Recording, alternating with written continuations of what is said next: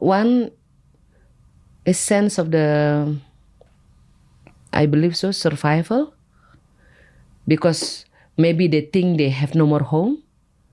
Oh, jadi jenis pengunjungnya pun beda. Jenis pengunjungnya beda, jadi kita tidak lagi menerima turis tapi menerima pengungsi yang berambut kuning. Jadi refugee in another way. Refugee yang kita lihat, kita menyamaratakan refugee dengan penampilan misalnya. Tapi mereka kan refugee yang berbalut dengan baju necis, terus perlente. Mereka hitungannya sudah tidak pakai rupiah atau dolar, mereka sudah pakai kripto gitu, udah pakai bitcoin gitu kan.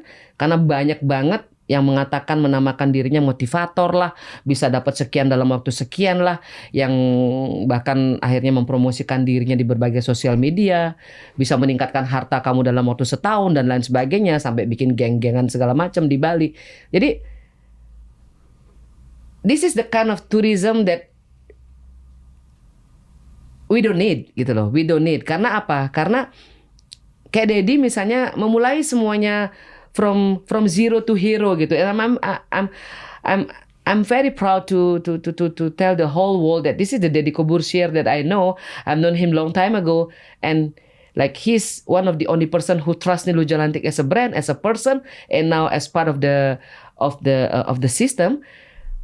Tapi orang-orang itu yang tiba-tiba ucuk-ucuk yang tadinya jadi tukang chat gitu kan, di negaranya jadi tukang chat, tiba-tiba hanya karena satu foto viral, dia bisa jadi konten kreator, terus dia merasa punya pembenaran bisa menjadi tour guide, driver, fotografer, motivator, dosen, punya penginapan, terus bikin paket tour, like bisa jadi chef, bisa jadi pelukis. I mean, you taking away like 1% taking away like up to like I don't know. Is this really happening? This is really happening. Really happening. Really happening.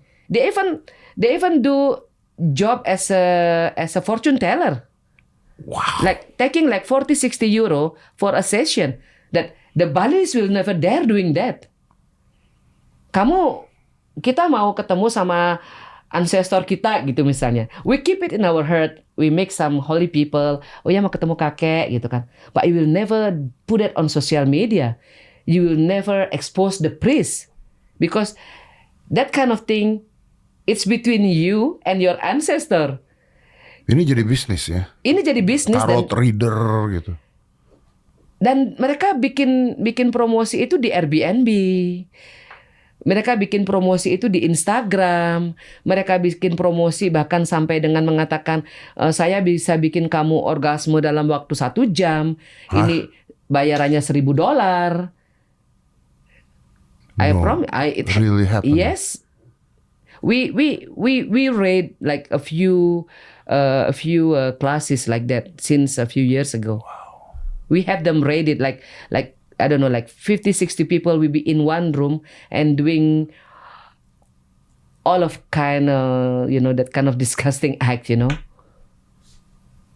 Terus dibilangnya aku tuh rempong gitu loh, kepo gitu loh.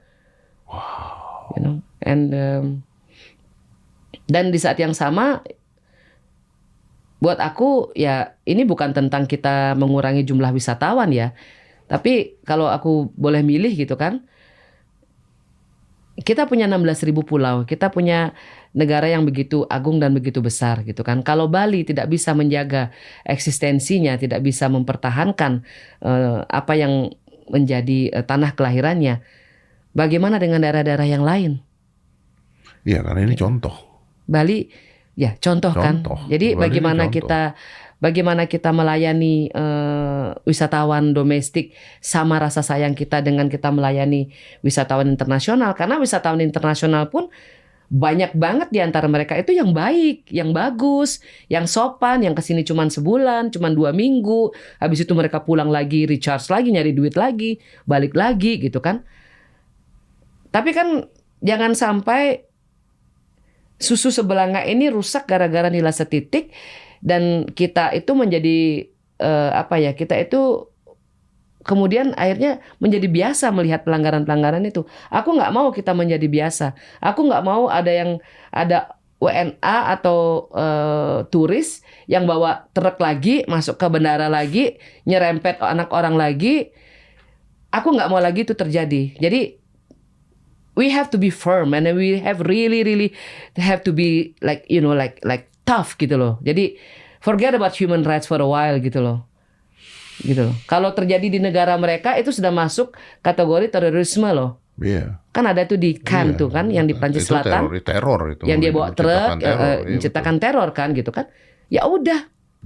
Jangan dilihat dia stres, kehilangan pekerjaan dan lain sebagainya. Ya nggak bisa lah. Kalau segala sesuatu konteksnya adalah mental health ya aman semua kalau kayak begitu. Shit happen gitu loh. Shit happen and so itu tuh benar nggak sih Mbak Niluh sampai ada gosip-gosip kayak ada kampung Rusia gitu? Di satu kabupaten ada laporan. Jadi bahkan saat itu salah satu pejabat di Bali juga mengatakan hal yang sama ya. Nah, buat Mbak Niluh secara pribadi, kayak kemarin tuh kan sampai viral tuh waktu Mas Sandiaga Uno ya menyampaikan terkait dengan ada tulisan peta gitu kan, Moskow, New Moscow gitu kan. Itu kan pernyataan New Moscow yang ditulis oleh oknum siapa WNA atau siapa itu kan menyakiti hati rakyat Bali. Karena apa? Karena kita itu sudah tiap hari bolak-balik ngurusin pelanggaran-pelanggaran yang mereka lakukan gitu kan. Dan di saat yang sama Mas Sandi sempat bilang, "Oh kan itu peluang" gitu loh. Peluang. Mas Sandi kan sempat ngomong gitu kan. Jadi ada potongan wawancara lah gitu kan. Cuman buat aku kan apakah itu potongan atau tidak gitu kan. Aku kan waktu itu nulis, "Mas jangan blunder Mas" gitu kan. Jangan blunder Mas gitu kan. Karena anything about Moscow or things like that itu konotasinya arahnya sudah negatif kalau di Bali gitu kan.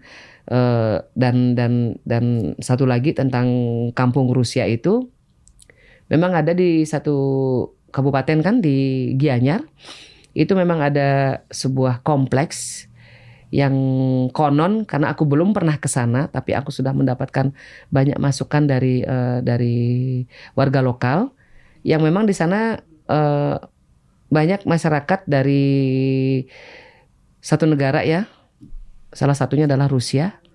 Itu banyak apa sih ya? Aku nggak tahu apakah mereka hangout, apakah mereka hidup di situ, apakah mereka tinggal di situ gitu kan. Nah pada saat aku mendapatkan kabar dari media dan juga dari salah satu pejabat di Bali, aku bilangnya begini, kita minta imigrasi deh bikin kantor cabang di situ. Kita akan minta kepada kepolisian untuk bikin subsektor. Jadi kayak bikinkan kantor cabang kecil gitu loh, ya kan? Mereka mungkin sudah ada di sana, sudah ada di dalam sana. Sama seperti kalau misalnya aku datang ke Jakarta gitu kan. Kalau misalnya aku datang untuk menginap, aku pasti lapor dong ke lobi, kasih KTP kan. Otomatis si hotel atau apartemen dia pasti lapor ke RT gitu kan. Nah, kenapa kita tidak bisa berlakukan itu kepada WNA? Kenapa? Jadi kita harus bisa lakukan itu kepada WNA. Jangan merasa ragu-ragu atau jangan merasa nggak enak. Oh nanti bulenya tersinggung nih. Nanti WNA tersinggung, nggak ada. Ya itu aturan dibuat aturan. Kalian nggak tersinggung kok pada saat melakukan itu ke kami, gitu loh. Jadi kita tergantung bahasanya kita aja kan. Jadi Om Swastiastu, Bu Lo Jelante masuk ke Kute, Bu Lo Jelante warga Berawe, Ibu masuk ke Kute minta izin dong KTP-nya. Kita pasti kasih. Nah sekarang kamu ngomong dong di sebelahmu. Spasiba kek apa kek. Excuse me, Ibu Nilo Jelantik already give us her ID card. For you also please. Udah, pakai aja aku contoh nih.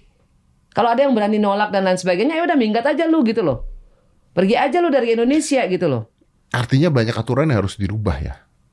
Diterapkan lagi. Diterapkan lagi. Karena aturannya sudah ada. Tapi jangan Senin Kemis gitu loh sosialisasinya. Gitu loh. Kalau orang tidak pakai helm misalnya, kan banyak komen-komen, Mbak Niluh, itu kan juga orang lokalnya yang ngajarin. Contohnya seperti itu gitu kan. So I know it is time for us also part of the local to follow the rules. Tapi kan tidak kemudian menjadi pembenaran bagi si WNA itu bawa champagne, bawa vodka, bonceng 3, nggak pakai baju, pakai J-string doang. dan kemudian tidak pakai helm terus ngomong, orang Bali juga nggak pakai helm tuh. Mana ada orang Bali bawa vodka, bonceng 3, nggak pakai baju. Mana ada orang Bali yang ibaratnya meminum alkohol, kemudian loncat ke rumah orang dan melakukan perbuatan asusila, melakukan perbuatan seperti itu di tempat ibadahnya orang. Nggak ada orang Bali melakukan itu. Nggak ada orang Indonesia melakukan itu. Nggak ada. Kita yang nangkep.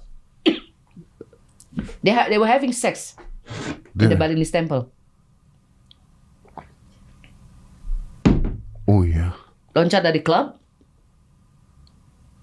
klub, nyasarnya ke rumah warga, melakukan perbuatan itu di situ.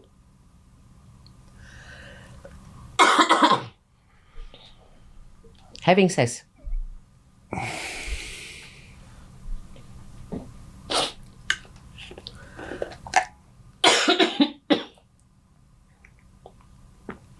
So for me, the most important is to put the rules in place. So basically for them, this place has no rules then. We do have the rules, and I promise you, Daddy, I promise you, we will. Saya dengar Mbok Nilu ngomong segitu, memang sudah sehancur itu Bali sekarang. Karena sekarang ada sosial media. Ada satu kejadian yang kemudian menjadi perhatian begitu banyak orang dan itu terekspos. Yeah. Dan bukan karena kita yang jangan memviralkan berita-berita turis yang melanggar nanti Bali sepi gitu kan. I have to answer to that kind of judgment gitu loh. Jadi kita melakukan mengekspos, misalnya contohnya Wanda dengan begitu frustrasinya menulis sampai 10 halaman, itu karena frustrasi, karena it happen gitu loh. It is the reality dan kita berkomunikasi begitu intens di WA, di DM dan lain sebagainya. Dan aku sampaikan ke Wanda, we are working on it every day sayang. I mean, I see them every day with my own eyes gitu loh. Frustrasinya Wanda itu aku juga punya gitu loh. The thing is, we have to put everybody in the same room and let them know, that you have to work hand in hand. Jadi nggak bisa hanya sekedar karena pemilihan doang kamu keluar ngomong. Nggak bisa gitu loh. Apalagi sekarang kan udah mau deket pemilihan nih di daerah-daerah. Jadi aku bilang gitu kan, 32% of the voters for the winner for the next election is with me. So the 9 regency, including the Denpasar, they will have to go through us. Dan aku titipkan itu surat-surat kontrak politik itu kepada semua calon untuk nantinya mereka bisa menjadi ujung tombak di daerah mereka masing-masing. Karena Nilo Jelantik cannot do it alone, gitu kan. Pasti. Jadi dan kita datang ke Jakarta, bayangkan, this is one of the proof of your support gitu loh. Apa sih kepentingan Deddy Kebursian ngundang Nilo Jelantik dari Bali ke Jakarta? Kalau mau jujur, ya kan, gitu loh. Kalau mau jujur, saya sedih ngeliatnya. Ngeliat Bali yang sekarang tuh saya sedih. Karena saya dari kecil juga kalau dibawa orang tua ke Bali. Bali tuh kayak tempat yang saya tuh banyak teman bule. Dimana kalau teman bule-bule saya ke Indonesia atau ngomong di luar negeri tuh, Bali tuh lupakan Monas deh. Nggak ada yang tahu Monas kok, jujur aja ini sama. Bali tuh kayak tempat sakral.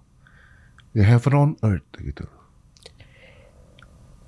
We will make Bali safe again.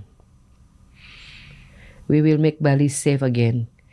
Menjadi rumah yang dirindukan, menjadi tempat yang oke lah, mungkin masih akan tetap ada macetnya, tapi tidak se-crazy sekarang. Oke lah, mungkin masih ada yang akan agak berantem lah gitu kan. Tapi kemudian tidak menjadikan anak-anak bangsa yang punya ikatan emosional dengan Bali itu menjadi kapok ke Bali gitu kan. Mbok bisa saya potong ya. Jadi gini, Saya nggak pernah ngomong juga di mana-mana, tapi this is what happened. Jadi anak saya Aska itu tadinya rencananya mau jalan-jalan ke Bali dengan satu kelasnya gitu. Selama seminggu lah itu karena usia udah 18 gitu. Jalan ke Bali dan kita tahu lah anak-anak usia 18 kalau jalan-jalan mau kemana aja tuh kita udah bisa punya pikiran tuh gitu kan, mau sini apa segala udah macam-macam. Lalu saya ngomong sama anak saya, Aska, kamu tahu nggak Bali sekarang seperti apa? Tahu nggak bule-bule itu sekarang seperti apa? Tuh, kita kasih lihat kan, dia juga lihat. Ya kemarin ada yang begini, kemarin ada yang begitu, kemarin ada yang begini. Saya sedih untuk ngomong itu ke dia gitu. Karena saya rasa harusnya saya bilang having fun there. Pergi having fun there. Not be careful. Not be careful. Ini sebagai ayah sampai ngomong hati-hati loh. Itu kan sedih banget. Did he go finally? Belum nanti, dia masih mikir. Tapi saya sedih ngomong ini. Karena setahu saya pada saat saya ke Bali dulu sama orang tua saya, have fun. Senang-senang, pulang bawa senang-senang gitu. Yang zaman dulu kita ninggalin motor, kuncinya nempel, gak ada yang ngambil Gak ya. ada yang ngambil. Sekarang